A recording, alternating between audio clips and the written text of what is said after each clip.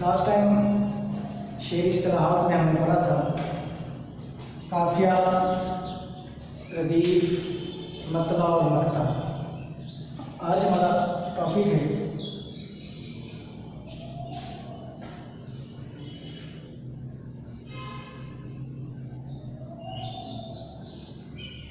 تلمیح۔ تلمیح علم بیان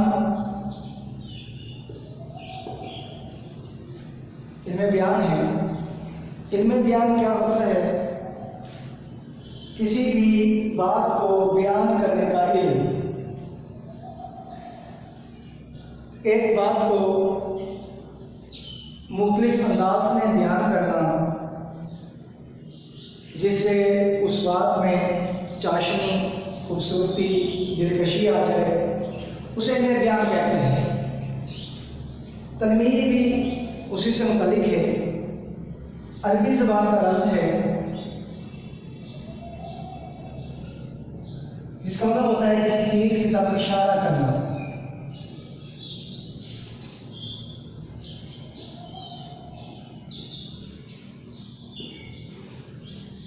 تلمیح عربی زبان کا لفظ ہے کسی چیز کی طرف اشارہ کرنا۔ اکثر ہم دیکھتے ہیں عام عبارت میں یا اشعار میں ایک یا دو لفظ ایسے آ جاتے ہیں جس کے سننے یا پڑھنے سے ہمیں کوئی واقعہ ذہن میں آتا ہے، اسے ہم قواعد حروف تلمیح کہتے ہیں۔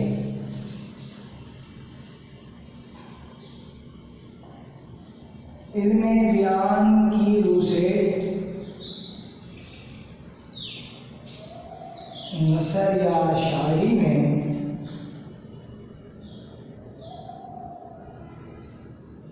کسی واقعے کو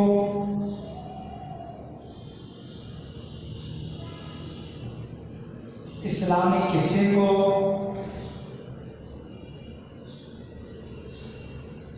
یا کوئی ثقافتی قصہ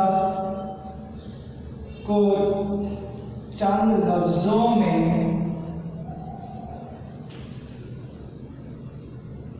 اس طرح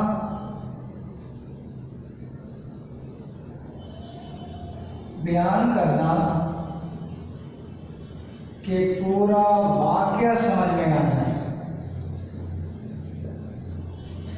بجائے پورا واقعہ لکھنے کے، پورا قصہ بیان کرنے کے، ایک یا چند لفظ ایسے استعمال کر دینا اپنی شاعری میں یا نثر میں، چند لفظ ایسے استعمال کر دینا کہ وہ پورا واقعہ سمجھ میں آ جائے، بجائے پورا واقعہ لکھنے کے چند لفظ یا ایک لفظ ایسے استعمال کر دینا کہ پورا واقعہ سمجھ میں آ جائے، اسے تلمیح کہتے ہیں۔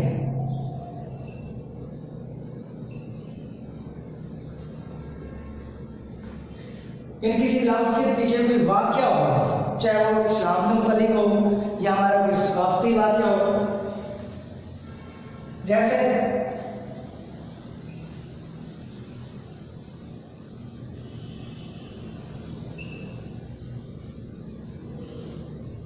فرزان یوسف، اس کے پیچھے پورا ایک واقعہ ہے، ہم اسے کہیں بھی استعمال کر لیں تو پورا ایک واقعہ ہمارے ذہن میں آتا ہے۔ یا اسی طرح بازار مصر، آب حیات، صبر ایوب، گریہ یعقوب یا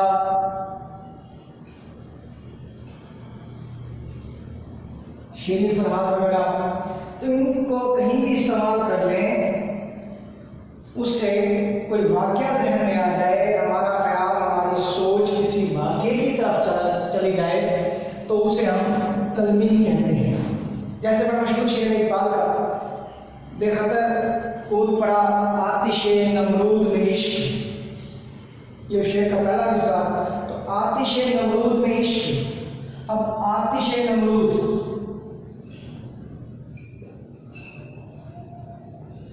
کسی واقعے کا ہمیں لے کے جاتا ہے، اور جو پروتا عشق سے مراد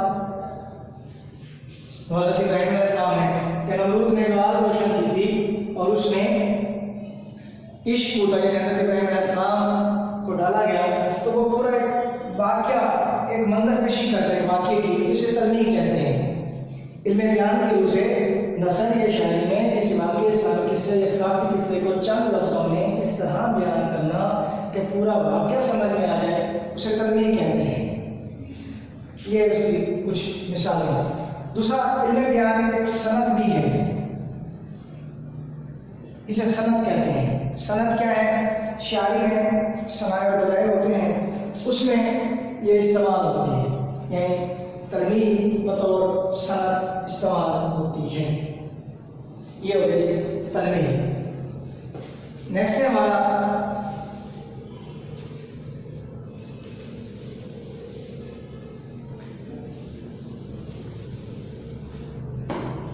تشبیہ۔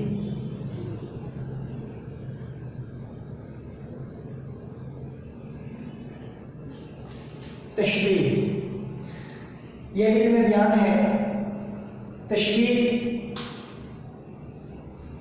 عربی زبان کا لفظ ہے، شبہ سے نکلا ہے، اور مطلب اس کا ہے کسی چیز سے مشابہت ہونا، مثال ہونا، ایک چیز کو دوسری چیز جیسا کہنا۔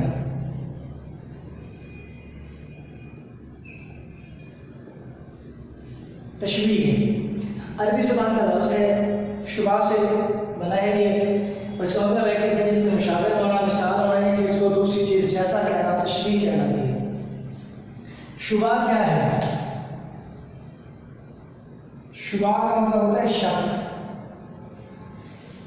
ایک چیز کو دیکھ کر دوسری چیز کا خیال آ جائے یا ایک چیز میں دوسری چیز کا شک پایا جائے، اسے شبہ کہتے ہیں، اور اس کی بنیاد پر تشبیہ استعمال کرتے ہیں۔ مثال کے طور پر عام گھروں میں ہم دیکھتے ہیں کہ جب کوئی بچہ پیدا ہوتا ہے تو اسے مختلف لوگوں جیسا کہا جاتا ہے، ہر دیکھنے والا اسے خود سے اخذ کر لیتا ہے، نتیجہ کہ یہ فلاں کی طرح ہے، ماں کی طرح ہے، باپ کی طرح ہے، یا ماموں کی طرح ہے، یا دیہات میں سے کسی پر ہے، تو وہ اسی چیز پہ ہوتا ہے۔ شبہ علم بیان کی روح سے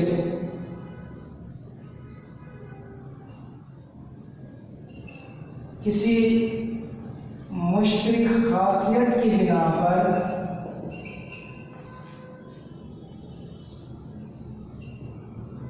ایک چیز کو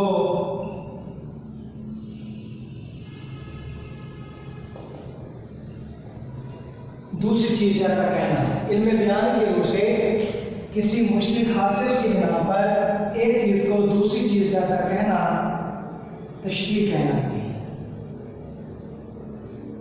شرط کیا ہے کہ دونوں میں وہ خاصیت مشترک ہونی چاہیے۔ جب آپ ایک چیز کو دوسری چیز جیسا کہہ رہے ہیں تو اس میں وہ خاصیت موجود ہونی چاہیے، اور دوسری چیز جیسا کہنا ہے اس میں ہے کہ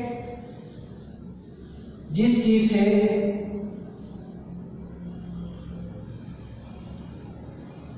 تشبیہ دی جا رہی ہو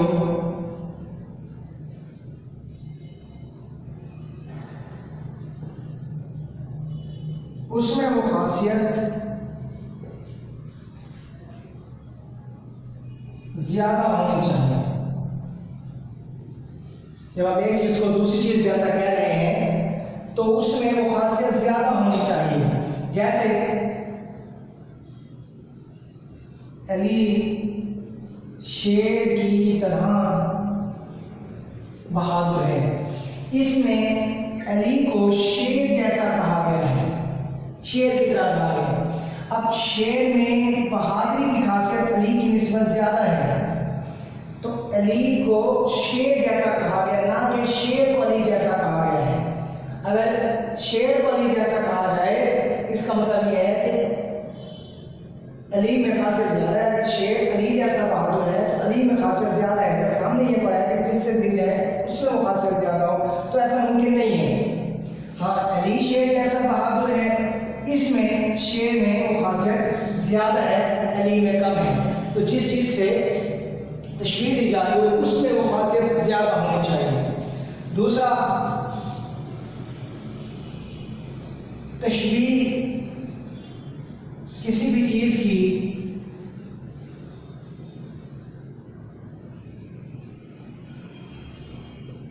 قدر و قیمت بڑھاتی ہے. جب آپ تشبیہ دیتے ہیں تو اس کا مطلب کیا ہوتا ہے کہ اس کی قدر و قیمت بڑھ گئی. اس میں علی کی قدر و قیمت بڑھ گئی ہے. جس چیز سے تشبیہ دی ہے اس کی وجہ سے علی کی قدر و قیمت بڑھ گئی ہے.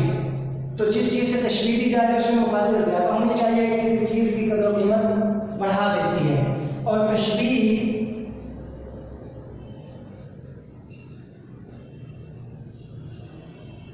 حقیقی معنی میں استعمال ہوتی ہے. یعنی تشبیہ کا تعلق حقیقت سے ہے. قانون قدرت ہے کہ حقیقت سے تعلق رکھتی ہے کہ ایک چیز دوسری چیز جیسی ہو سکتی ہے. تو جس چیز سے تشبیہ دی جائے اس میں خاصیت زیادہ ہونی چاہیے, اور کسی چیز کی قدر و قیمت تشبیہ بڑھا دیتی ہے. تشبیہ حقیقی معنی میں استعمال ہوتی ہے, ایک چیز دوسری چیز جیسی ہو سکتی ہے, اس میں کوئی مبالغہ نہیں ہے. اس کے بعد ہے تشبیہ کے ارکان یا حالتیں. 5 تشبیہ کے ارکان ہیں 5. نمبر 1 مشبہ, جس چیز کو تشبیہ دی جائے اسے مشبہ کہتے ہیں. جس چیز کو تشبیہ دی جائے, علی شیر کی طرح بہادر ہے, اس میں علی کو تشبیہ دی گئی ہے. جس کو تشبیہ دی جائے اسے کہتے ہیں مشبہ.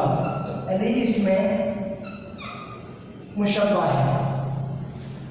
جس چیز کو تشبیہ دی جائے اسے مشبہ کہتے ہیں. اس جملے میں علی شیر کا بہادر ہے, علی اس میں مشبہ ہے.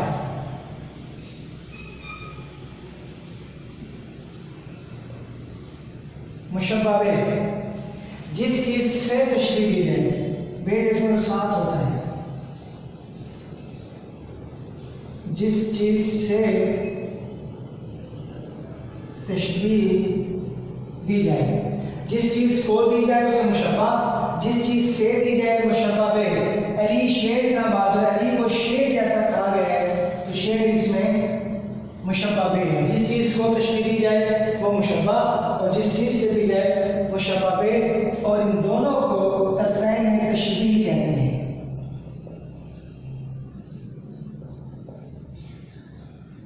کہ اگر پوچھا جائے کہ طرفین تشبیہ کیا ہے تو 2 ہیں, مشبہ اور مشبہ بے, طرفین تشبیہ. اس کے بعد ہے تیسرا رکن غرض تشبیہ. غرض تشبیہ ایک چیز کو دوسری چیز جیسا کہنے کا مقصد یا غرض. ایک چیز کو دوسری چیز جیسا کہا کیوں گیا, وہ کیا وجہ تھی, کیا مقصد تھا, کیا غرض تھی کہ ایک چیز کو دوسری چیز جیسا کہا گیا. اس میں علی کو شیر جیسا کیوں کہا گیا, کیونکہ شیر بھی بہادر ہے, علی بھی بہادر ہے, اس لیے علی کو شیر جیسا کہا گیا ہے. تو ایک چیز کو دوسری چیز جیسا کہنے کا مقصد یا غرض, یعنی علی شیر کا بہادر ہے تو ان کی غرض تشبیہ کیا ہوئی, بہادری. کہ علی کو کیوں شیر جیسا کہا گیا ہے, بہادری کی وجہ سے. اس کے بعد ہے یہ وجہ شبہ. مشبہ اور مشبہ بے کی مشترک خاصیت کہ جس کو تشبیہ دی گئی ہے اور جس سے تشبیہ دی گئی ہے ان دونوں کی مشترک خاصیت کیا ہے, وہ وجہ شبہ کہلاتی ہے. علی اور شیر کی مشترک خاصیت کیا ہے, بہادری. آخری رکن ہے حروف تشبیہ یا آدات تشبیہ. تشبیہ کے لیے استعمال ہونے والے حروف، وہ حروف جو تشبیہ دینے کے لیے استعمال ہوں انہیں آدات تشبیہ یا حروف تشبیہ کہتے ہیں. آدات کا مطلب یہ حروف ہوتا ہے اور اس میں کی طرح یہ آدات تشبیہ ہے. تشبیہ کے 5 رکن ہیں، 5 ارکان ہیں.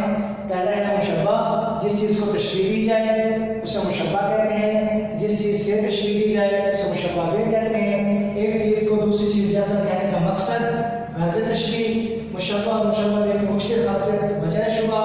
اور حروف تشبیہ آدات تشبیہ تشبیہ کے لیے استعمال ہونے والے حروف کی طرح.